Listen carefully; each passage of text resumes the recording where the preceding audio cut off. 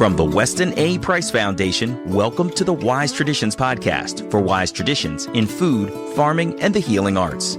We are your source for scientific knowledge and traditional wisdom to help you achieve optimal health. And now here is our host and producer, Hilda Labrada Gore. Hey, Hilda here. A mythical island known as the other Atlantis. Another island where monks once dwelt. And foods that ensured that you'd live to see another day. This is episode 508, and our guest today is Stephen Kavanagh. You might remember Stephen from episode 499, where we talked about oysters as a superfood. Stephen is a marine biologist with over 30 years of experience producing and processing shellfish. He's also the head of Marine Health Foods. While we do touch on oysters on today's episode, for example, we talk about the restoration efforts underway in Ireland, we also zoom out for a broader view of wise traditions in Ireland. Stephen shares lessons learned from Skellig Michael, where monks lived in the 5th century. He also discusses mystical Irish myths like that of the island of High Brazil, along with touching on the importance of art and beauty in Irish culture. Before we get into the conversation, I want to invite you to subscribe to this podcast, Wise Traditions, wherever you get your podcasts, so you don't miss a thing. And we're also on YouTube. Go to the Weston A. Price Foundation channel and subscribe there too. And thank you for listening. This is Hilda Labrada Gore, and you're listening to Wise Tradition. Welcome to Wise Tradition, Stephen. Well, thank you for having me. Stephen Kavanagh is a native Irish man whose Kavanagh clan is very well known here in Ireland. So we want to talk with you today about wise traditions in Ireland, some of the kind of ancestral secrets or health ways that have been overlooked. You just took me on an amazing one-week tour of various parts of Ireland. Maybe we should just go in order of what we saw and its significance. Absolutely. It was quite a whirlwind trip of Ireland. I would say so.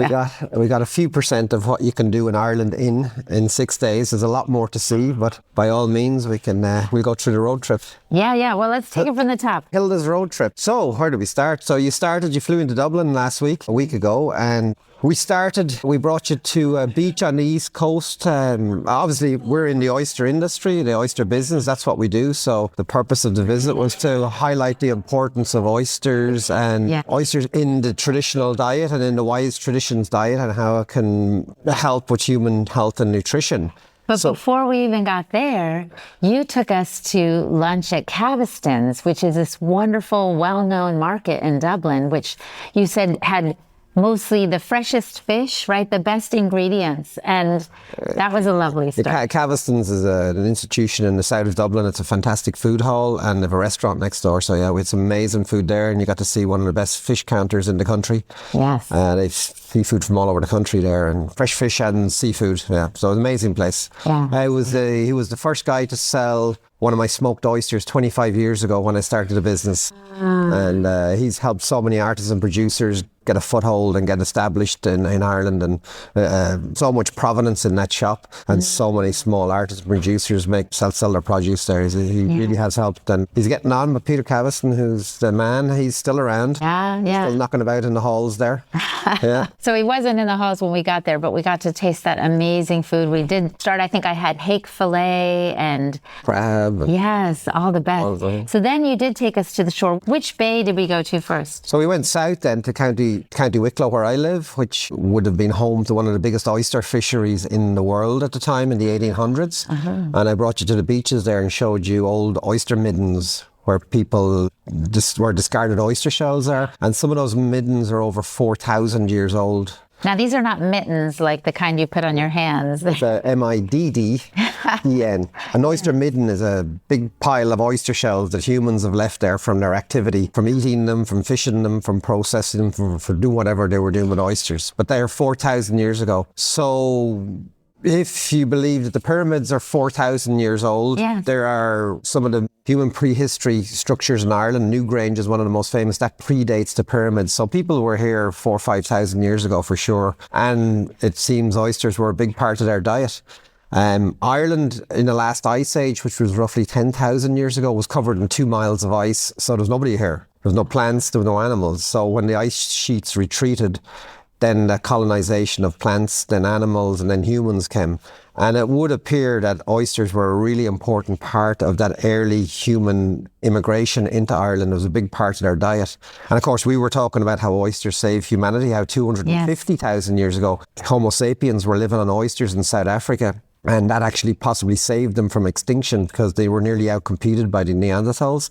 And by foraging for oysters on the shore, which were a lot easier than hunting mastodons, mammoths, whatever, that kind of stuff, they had this really good source of protein, all the omega-3s that oysters contain, and lots of zinc and all the minerals. So they exploded out of Africa 250,000 years ago. And 4,000 years ago, those same people arrived on these shores as the earliest arrivals to Ireland. And it seems they were eating oysters too. So quite possibly oysters helped humanity and Homo sapiens migrate all around the world because they would have come around the coastlines following this really good food source that was easy to catch and had everything they needed to sustain health. So it's an interesting story. Yes, and what I think is so fascinating is, we're always nowadays, counting our macros or trying to figure out what are the nutrients in this food or that food. They were thinking probably survival, right? Absolutely. And might not have even realized all the value in oysters, but probably could see, that fellow lived to, a ripe old age, and so I want to do the same, so I'm going to take it.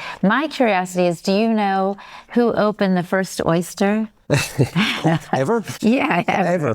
Well, as a Irish poet once said, it was a brave man who had the first oyster. I think it was Jonathan Swift was accredited with that saying. Oh, okay. So, yeah, that happened something like 250,000 years ago. Yeah. So, and how they opened it, I don't know, but I'm sure it was with something heavy.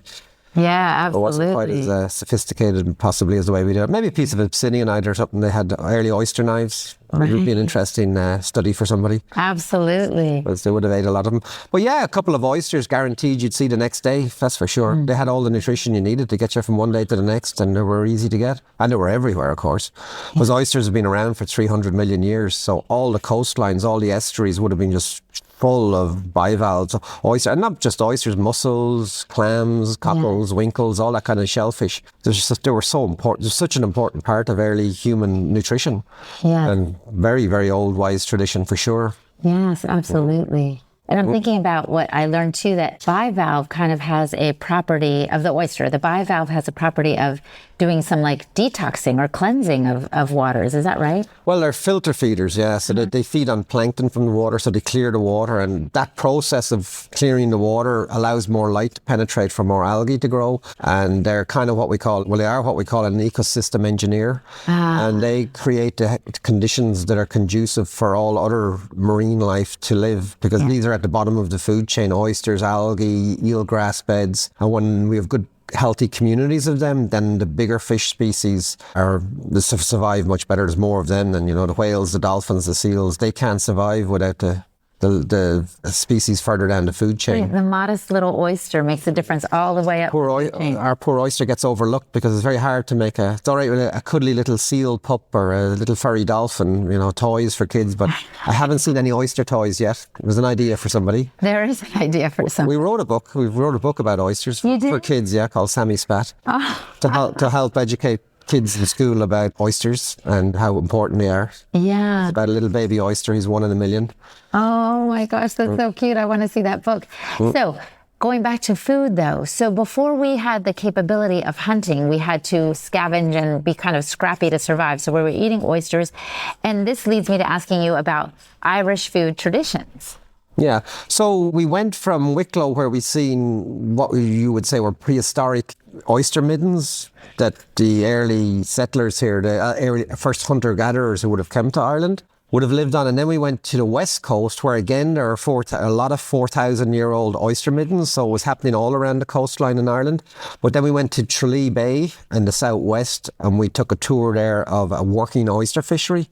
And Tralee Oyster Co-op there has about 120 fishing boats, and these are traditional fishermen who survive from that oyster fishery. It runs for about 4 or 5 months of the year, and it's the last working native oyster fishery in Ireland and in Europe too almost. There's one or two others in Europe.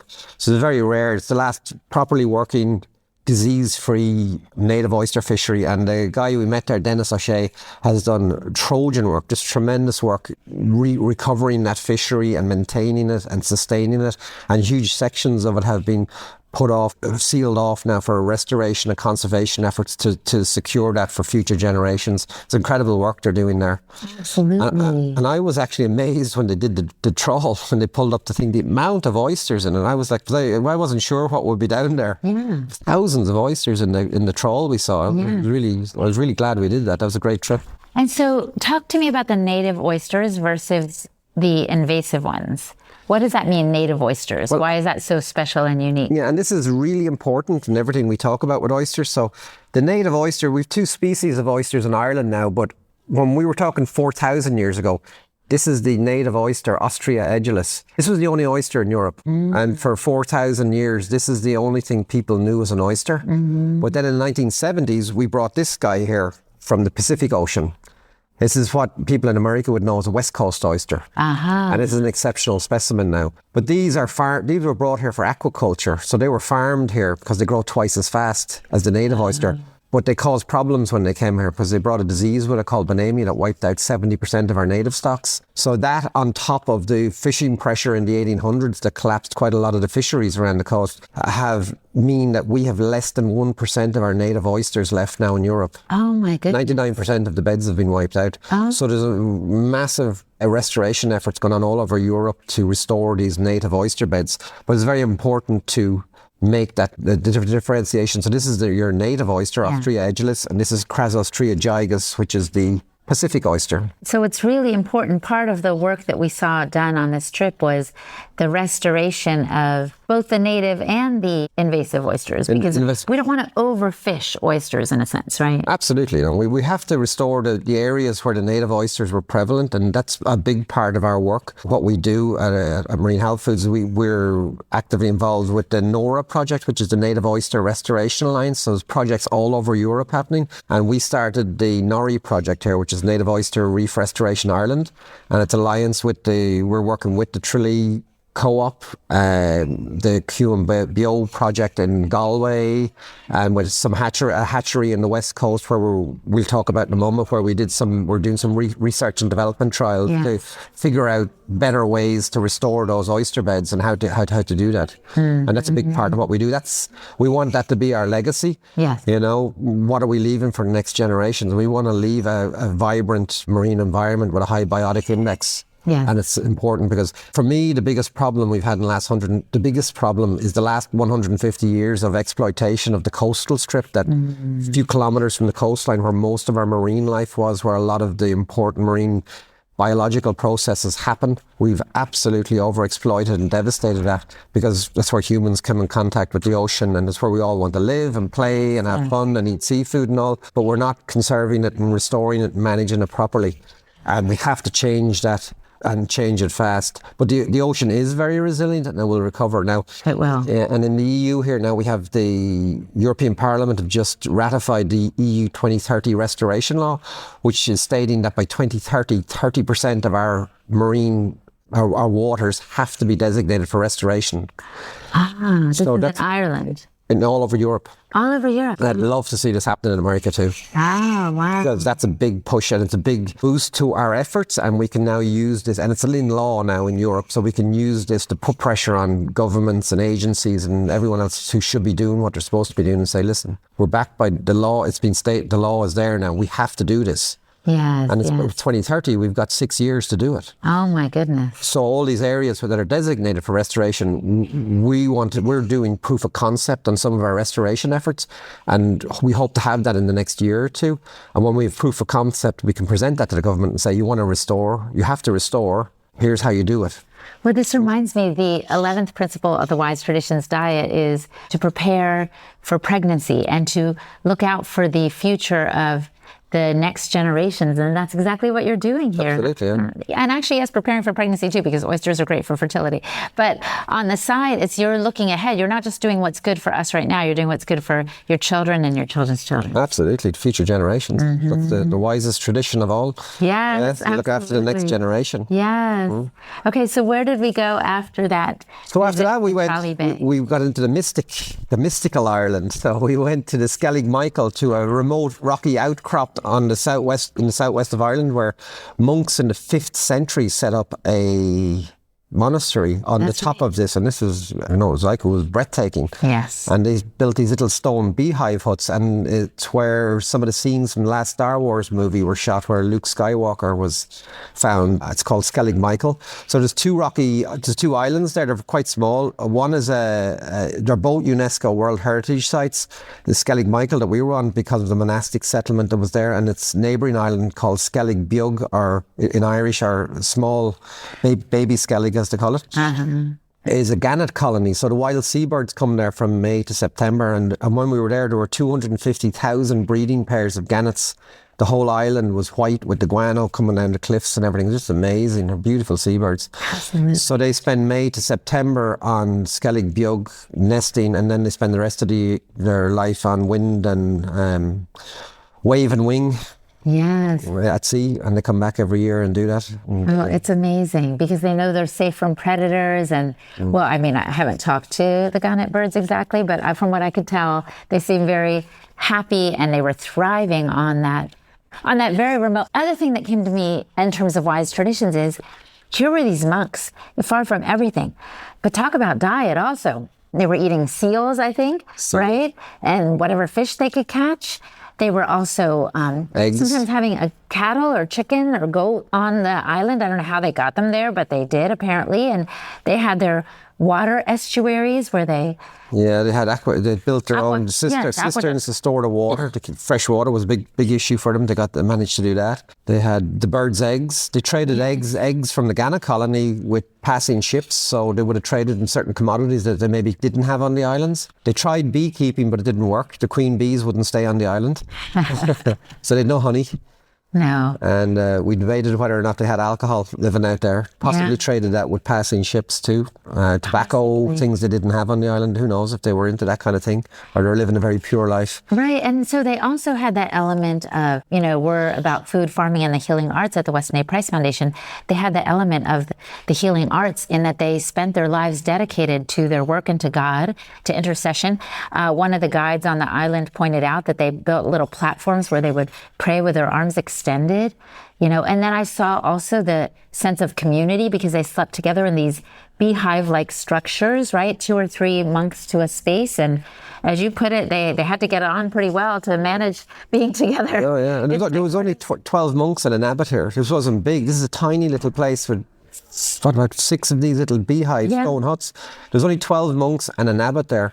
And when one died, there was a waiting list to get in. There was, people who had sent, a lot of people, wealthy people at the time, would send their kids out there for education to learn from the monks, because they were the only ones who could read and write, and they were scribing out there. And so it's fascinating what was going on there. So fascinating. And then we discussed the island of High Brazil, which is from human prehistory. So some of you may be familiar with the work of Graham Hancock and the map, the famous Peary Race map, which pinpointed an island off the west coast of Ireland, which some people have hypothesized was the other Atlantis. But in folklore, they say that the island of High Brazil appears once every 7 years. You can see it, but you can't land on it. And it was described by the monks and other people in their writings out there. And it even appears on some ancient maps, right? The Peary Race map, High Brazil. Yeah. So we don't know what that was exactly, but there are a lot of theories around that one. I was keeping my eyes peeled for it. I didn't see it. Yeah.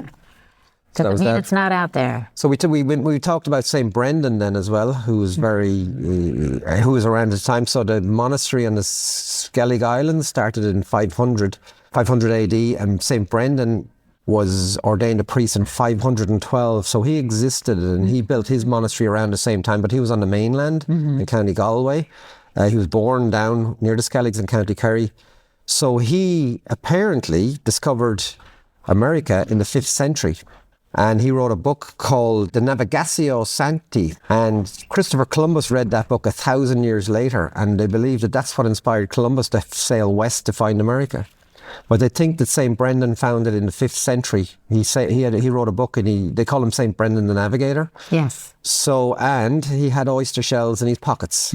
Those oysters. That's right, the native ones. So he possibly brought oysters with him on his journeys when he was sailing as a source of food. Who knows? Right. But he had oyster shells in the boat and on that. So he was at sea. It was easy to keep them alive. Put a bucket of water, keep putting fresh water in. You'd live food. So oh, amazing. maybe they brought oysters as a food source with them when they went on their trips. Who knows? You need strength when you're exploring. So that was 540 AD. They reckon he found America. And then 1,000 years later, it was Columbus who really put it on the map. So when you read your history books, there may be more to it than what meets the eye. So then from there, we travelled we needed a Wise Traditions pit stop, didn't we? We did. We had to, although we had a lot of seafood, so we were doing okay. But we were doing great. Some of the hospitality business can be very hit and miss when you're used to a Wise Traditions diet. So we stopped at Rigney's Farm, and we met the Southwest chapter in Ireland here of the Western Aid Prize Foundation, and Brendan and Caroline. We stayed in Rigney's Farm bed and breakfast where they raise all their own food. They have their own herd of rare breed pigs and cattle and eggs, and we had a beautiful dinner with beef rib and breakfast with our own organic free-range bacon and eggs and divine. Kefir and raw milk. Raw milk is legal here. Absolutely, yeah. And those guys down there were all involved in that raw milk campaign. Yeah. To fighting to get raw milk made illegal. What happened with the raw milk, of course, that was back in the 80s. The Irish government didn't want raw milk here, and the EU said that raw milk was okay. Because it was crazy. At the time we were fighting for raw milk here, I went on holidays in Sardinia, and I remember walking down the street and there was a vending machine where people were coming with their bottles and filling up on raw milk. And there was all the scientific literature was printed and on display there that you could read about all the scientific research why raw milk was better for you. And I took a photograph and I was sent it to the guys in Ireland. I said, what's going on? Yeah. We're supposed to be in the European Union. It's not supposed to be the same laws for all of us. They're selling raw milk in vending machines in Sardinia. That's true. And the guys in Ireland are being put in prison for it. Wow. Nearly, not far off that, but they were threatening with their farms being closed and everything. And so anyway, that in the end, they won the battle, and there were some sad results for some people. It was a very tough battle for them, along the way. So we have raw milk in Ireland, and we had lovely raw milk and kefir there, and all the bacon and beef and eggs, and got ourselves set up for the next leg of the journey. And what's so beautiful is someone who is so well nourished, like Caroline Rigney of Rigney Farms, she is making her whole place a healing space. When we were there, she was talking about having different healing modalities and protocols available there so that people can come for retreats. So I hope to have a return visit there. Absolutely. It's going to be a pit stop on my Western adventures from now on. Yes, absolutely. I'll spend a lot of time in the West on oyster business, so Rigney's will be on my agenda from now on. Coming up, Stephen describes a particular oyster restoration project that he's familiar with, and he also highlights the benefits of seaweed baths, among other wise traditions in Ireland. You're listening to the Wise Traditions podcast from the Weston A. Price Foundation. We pause now to recognize our sponsors. Grey Toad Tallow. At Grey Toad Tallow, they believe that truly nourishing skincare begins with the finest ingredients. That's why their top priority is to source only the best 100% pastured tallow from organically raised animals. The result is a clean product with just a few ingredients, reminiscent of what past generations relied on for healthy skin. They also strive to keep their wholesome products affordable, making it more accessible for those seeking natural skincare solutions. And hey, life is busy, so let Grey Toad Tallow do the work for you, transforming suet, for example, into a tallow balm that your skin will love. Cherished for generations, tallow naturally offers a perfect blend of fats and vitamins to keep your skin healthy, hydrated, and radiant. So visit greytoadtallow.com today to explore their full range of products designed to nurture your skin from head to toe. And use the code WISE10 at checkout to save 10% on your order. Experience the difference that Grey Toad Tallow can make Again, that's greytoadtallow.com and use the code WISE10 at checkout to save 10% off your order. And the new biology clinic. Modern healthcare systems have failed us. Think about it. There are months-long waits for appointments, and then when you get there, typically, you only get like 10 minutes with your healthcare provider, and they usually make a very quick diagnosis. They usually make a generic diagnosis, resulting in medication dependency and invasive treatment options and stuff of that kind. It's unpleasant and not very helpful. Does that sound familiar? If so, consider a different approach with the new biology clinic. It's founded by Dr. Tom Cowan, who is a respected alternative medicine doctor. You know, he's an author and the vice president of the board of the Weston A. Price Foundation. Dr. Cowan has a holistic perspective on health and wellness, and he brings that into his clinic. At the new biology clinic, it's not business as usual. It's not about quick fixes. The wellness specialist takes time to understand your unique story, recognizing that illnesses have various causes and that you deserve a personalized healing experience. Clinic members enjoy a flat monthly fee that includes a wide range of valuable services like virtual health consults as needed, wellness specialist-led live streams on diverse health topics like EFT tapping and so forth, and access to a members-only resource library and multiple live group sessions. These are offered every month, and they cover a wide range of topics like fitness, breathing integration, biofield tuning, guided meditation, and more. And there are membership options for individuals, small and large families, pet health, and enrichment only, and even one-time health consults without a membership commitment.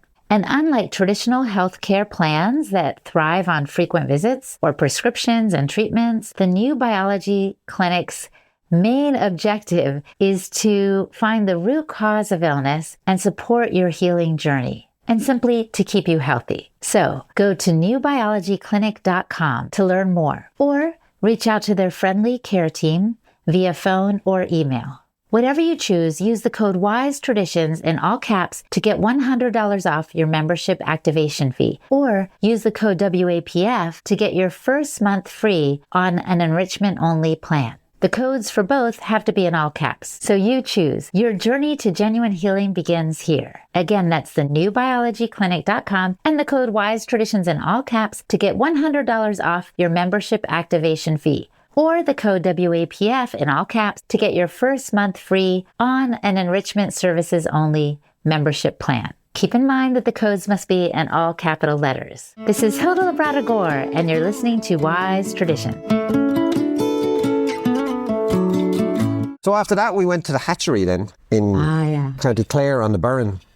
In the Burren, which is a very unique landscape. It's almost like a lunar landscape, but the water there is exceptionally clean.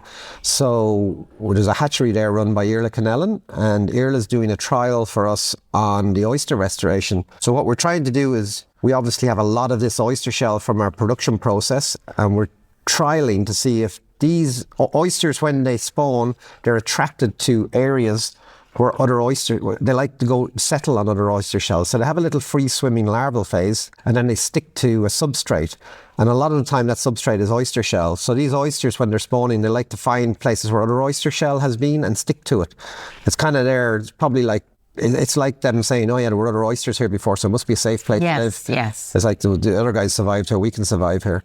So they do that, but we don't have so much of this shell, so we have a lot of this shell, which is the introduced Giga species. So we put this shell in huge ponds there at the hatchery. There's 1 million litres of water in each of these ponds, and they're in there. The oysters are spawning at the moment, and that's why we went to check on the progress. And there's really good settlement on the Gigas on these oyster shells, and he had ranges from 4 to 17 oysters per shell settling. Little tiny baby oysters. They're only about 0.5 millimetre in size at the moment. They look exactly like that. You need a microscope to look at them, but they're exactly like that, and that's really positive. So now we're going to put those shells out in the sea there and see how they survive. Right. And this is all part of our proof of concept. So we can then turn around and say, okay, he has 10 ponds there. We can fill these with oyster shell, put the adult oysters in, let them settle on this oyster shell, take the oyster shell out, put it back out at sea and recreate the whole oyster reef system again and start the process. And we can do this all around the coastline and create what we call metapopulations of oysters. And as they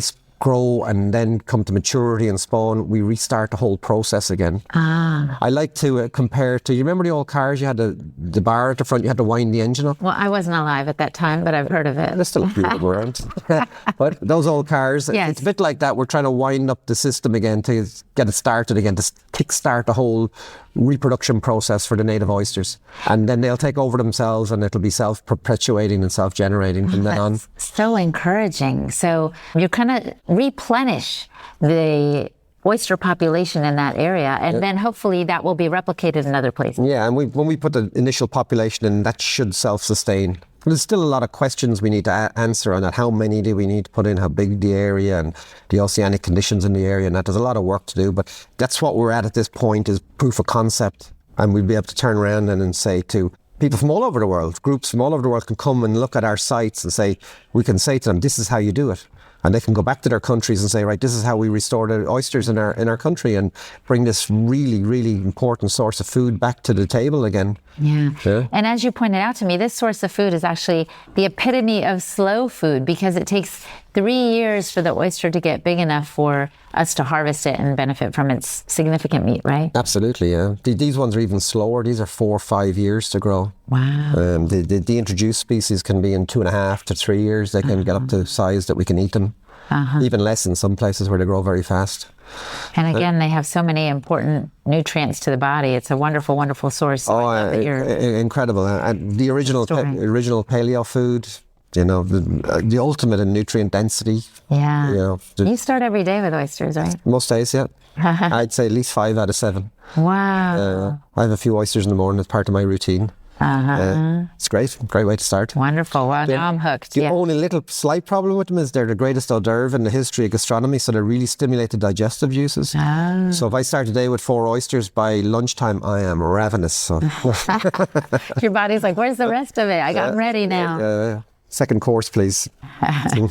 So that was we went to see our oyster restoration. We saw ancient middens from 4,000 years ago.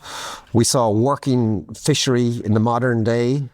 It's really been sustained well. And then we saw our restoration efforts on the West Coast, which are going to be brought back to the East Coast and all over the world eventually, hopefully, and certainly all over Europe to restore the oysters. So it's like the past, the present, and the future. And the future, yeah. Pretty cool. So then we did, we looked at another tradition, which was horse riding.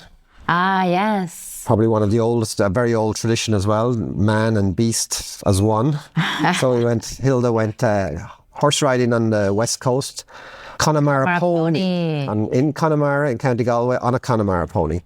And we found out that we asked where the Connemara pony came from, and it turns out that the Spanish Armada, when they were shipwrecked on the west of Ireland, they let their horses go and they bred with the native species, and the Connemara pony was born. So, like Hilda, they're half Spanish. That's right, and very petite, I thought you were going to say. I was on the pony. Beautiful, I was going to say. Yeah. Oh, well, okay, thank you.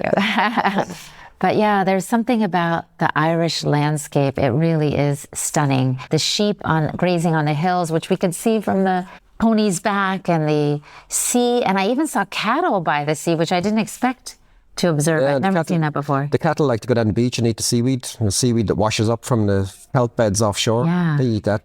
It's a part of their diet. Wow. Probably salt or something. Cattle like salt. It's quite salty, you know. They'd probably go down there for their salt and other nutrients, of course, you know. But I know I'm not in agriculture, but they put salt blocks out for the cattle to lick, that they like salt. So the sea would have been a great place to get it, and coming out of the sea. So that was we did a wise tradition of horse riding, and then we did the seaweed baths. Yes. That was our wise traditions cosmetic treatment. Well, everything that comes from the earth has more goodness in it than we may realize. And so a little spa there in this local town near, is it Clifton? Clifton offers seaweed baths, and you literally would just draw up a bath and have the seaweed in it. But this seaweed was so rich in its nutritive elements that we ended up with this like algae-like substance all over, right? Jelly, yeah. Like the alginates come out of the seaweed, and you're rubbing it off. It was just incredible, you know. It was incredible. It's my first time to have one. I'm going to do that more often. Yeah, it was amazing. In case we look very young, it's because of the glowing effects. The seaweed.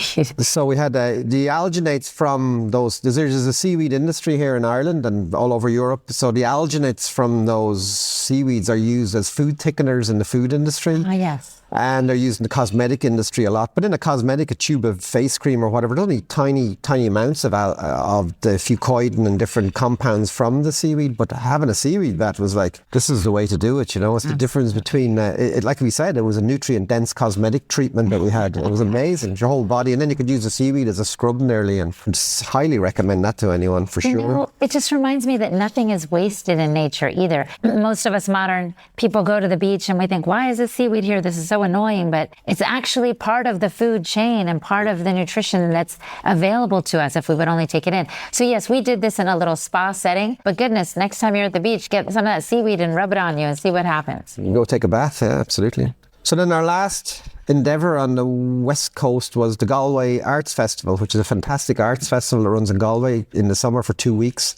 And we went to see a play by a contemporary Irish playwright called The Map of Argentina, and that was a story of love and all the things that love can do to you, all the trouble it can get you into. And Absolutely. And we discussed that. We said, of course, yeah, love is a wise tradition, and it's a very important aspect of who we are and what we are, and very important for your overall health and wellness. Very much so. We were discussing how loneliness has a higher mortality rate than cigarette smoking. Studies have literally been done on this. You know, babies that aren't touched tend to wither away and die because they lack that human connection. So we've really felt the love in all of our adventures with you, Stephen, but also as a wise tradition, as part of the Irish culture, we felt it all. Absolutely. And it's that coming together of man, woman, of families, of communities, that love that keeps them together. That's so important for health and longevity and everything, you know.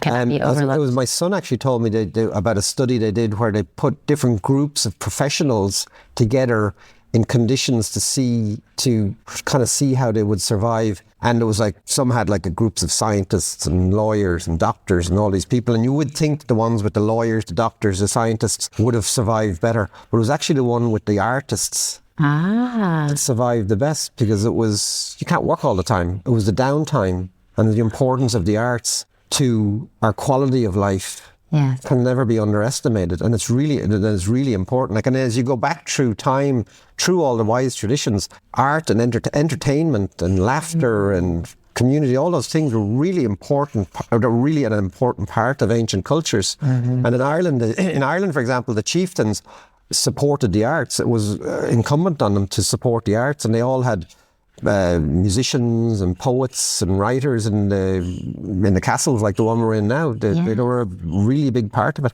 It wasn't just all work.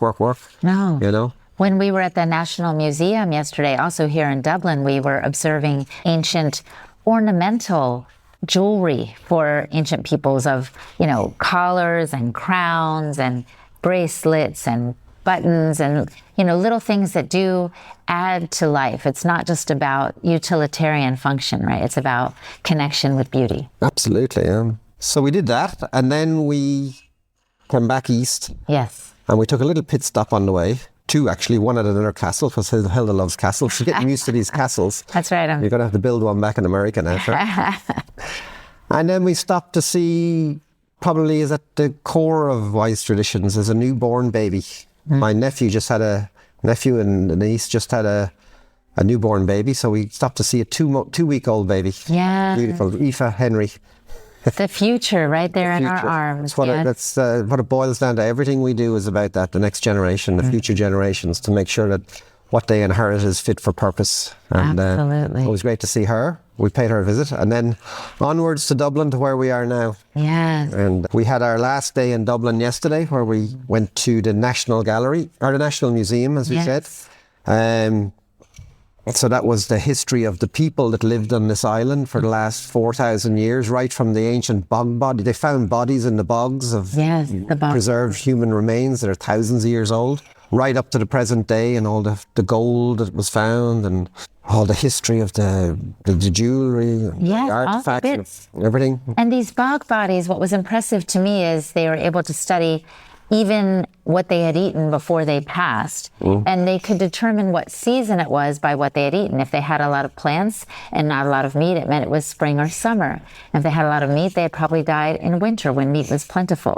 Just probably they were able to hunt resting or hibernating venison or, deer. I'm not sure, but they were able to analyze that. And also, I feel like at the museum, I was looking at ancient spaces like Tara, which we didn't get to visit. It showed me how much more there is to explore. Lands where people inhabited and established some settlements, and some of them are not there any longer, I suppose. No, absolutely, yeah. But there's more to see. So we did that, and we went to Trinity College. Yes. The knowledge again. So we went to the old library in Trinity College, which has 250,000 manuscripts. They're in the process of renovating and restoring the whole library. Incredible building.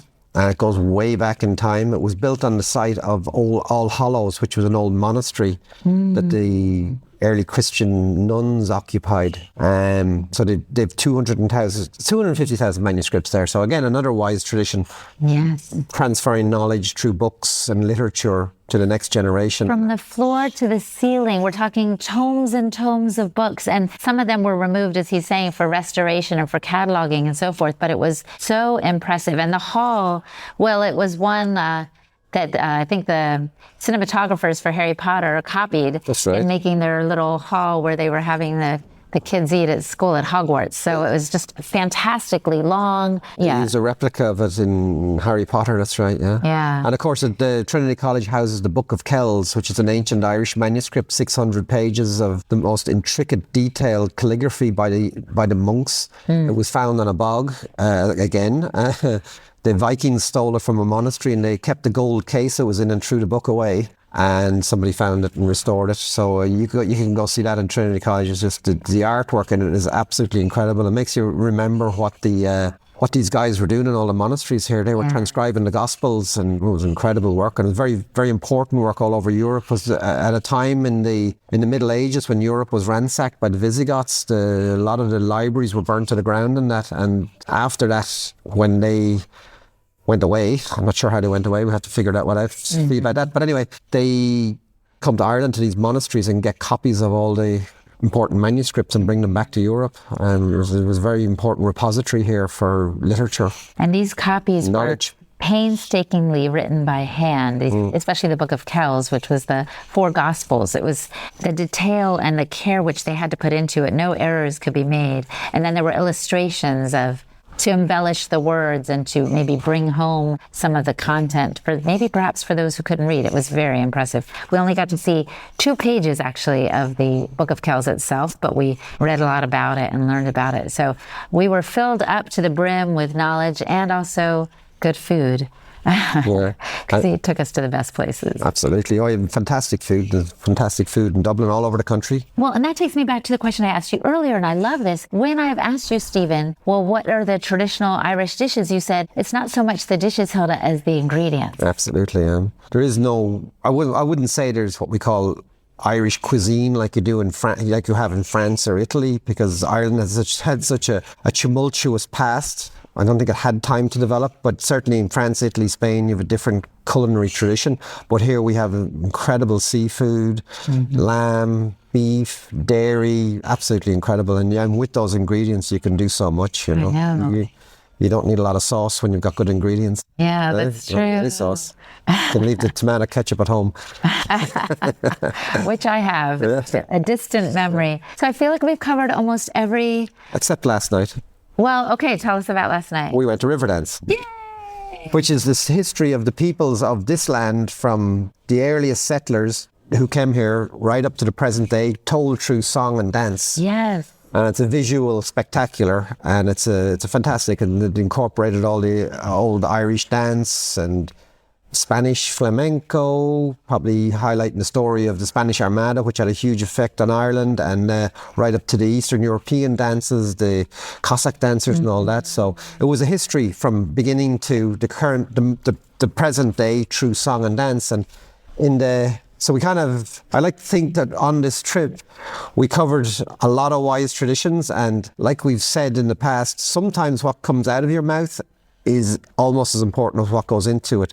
Because what comes out of your mouth is how you relate to the world, you know, and how you love and laugh and talk and communicate and all these things. And that is very important. And how you keep toxic people and toxic forces away from you. And of course, that is a big problem because our food supply has been taken over. We've been separated from nature, and we need to get back there. We need to get back to that ecological baseline, to our traditional diets and our traditional ways of living, you know. And in the River Dance presentation, you know, as he said, it was a whole history, but it also gave me insight onto the mystical beauty, I would say, of Ireland. When the young women would sing, their voices sounded like the voices of angels. And when they would dance, they looked like those little fairies or sprites that I've heard of that are associated with Ireland. And so it really kind of did tie up everything with a bow. But as you've said, there is mystery here and, you know, mysticism and kind of a magic that is associated with Ireland too, that I look forward to exploring more in the future. And you have visited a fairy ring. Yes, I did. You did it as fairy. We didn't see any fairies. We didn't see any leprechauns. We tried to enter very We may have heard the banshee screaming. We think. I think I didn't so. hear it, thank God. Oh my gosh, yes. Well, so I knew coming here that there were a lot of legends and folklore associated with Ireland, but one I did not know about was this banshee. So one night in my hotel room, I heard a scream, like really a scream, like, well, I don't want to imitate it right now, but it was frightening. It woke me up and my husband as well, who's visiting. So we mentioned it to Stephen in the morning, and you can tell them the story. Well, possibly the banshee. There's a female deity in Irish folklore called the banshee, and she screams when you hear her scream, there's impending doom coming, usually the death of a relative or someone in the community. But it is said that the banshee only screams for certain clans, so I think Hilda might have been indoctrinated into one of the Irish clans now. Maybe, or maybe I've never not. heard the banshee scream. It wasn't, it was very unusual. So It's hair raising, they say. we were glad that when we rode the horses, no one fell off, and all has been well so far. But I would like to have more encounters like that in the future, not with the banshee, but with some of the mystical sprites that are about here. And funny, because we're sitting here now in Ireland, in Clontarf Castle, and Clontarf was the site of the Battle of Clontarf in 1012 AD, and it's where the Irish fought with the Vikings, and the Vikings finally left Ireland.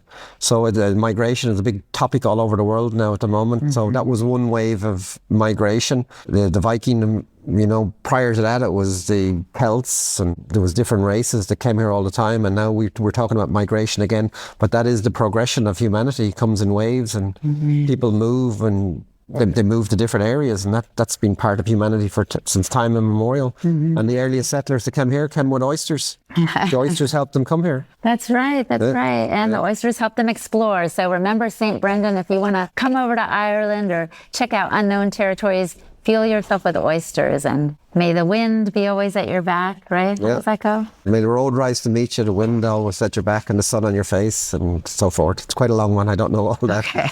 Well, that's good enough. Thank you so much for your time, Stephen, and for this whole synopsis of some of the beautiful highlights of wise traditions in Ireland. Lots more to do here, so we'll see you again. I like it. I hope so.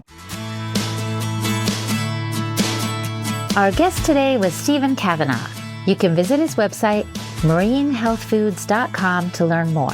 And I'm Hilda Labrada-Gore, the host and producer of this podcast on behalf of the Weston A. Price Foundation. You can find me at holistichilda.com. And for the transcript for today's episode, visit our website, westonaprice.org, and click on the podcast page. And I'll close with a simple reminder to follow the show on your favorite podcast platform or download our app. Yes, we have an app. Simply put Wise Traditions in the search bar on your phone, whether it's an iOS or an Android, and you'll find the app so you can get the episodes downloaded immediately to your phone. And thank you so much for listening, my friend. Stay well, and remember to keep your feet on the ground and your face to the sun. On behalf of the Weston A. Price Foundation, thanks for listening. We have many free resources to support you on your health journey. Visit westonaprice.org to find podcasts, articles, videos, and more. You can also find a local chapter near you for help in finding sources of great food. We invite you to support the Foundation's mission of education, research, and activism by becoming a member. Thanks again, and take care. Wise Traditions is a project of the Weston A. Price Foundation for wise traditions in food, farming, and the healing arts. The content on this podcast is provided for informational purposes only and is not intended to substitute for the advice provided by your doctor or other healthcare professional. It is not intended to be, nor does it constitute healthcare or medical advice.